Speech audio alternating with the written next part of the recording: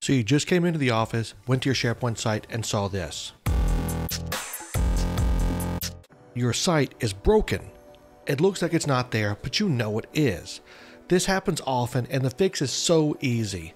I'm Steve Corey, and I'm going to show you the most likely cause and how to fix it. But how do you even begin?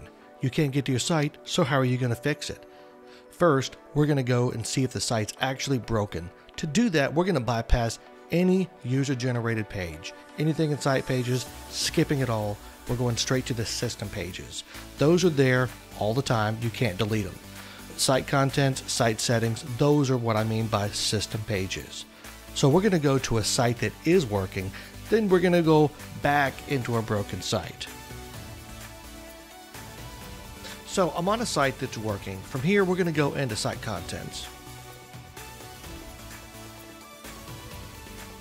Alright, so now we're in site content. We're going to go to the same page, but back on the broken site.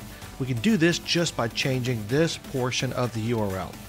So we're going to change this back to the URL of the broken site.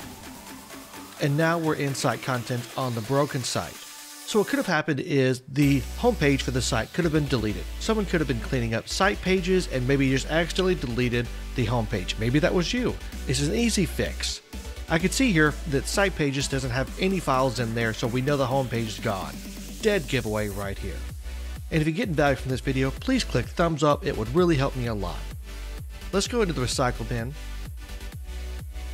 And here's the homepage right here.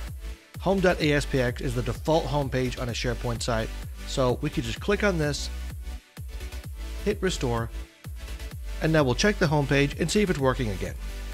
Yep, the site's working again. Problem solved. Thanks for watching this video.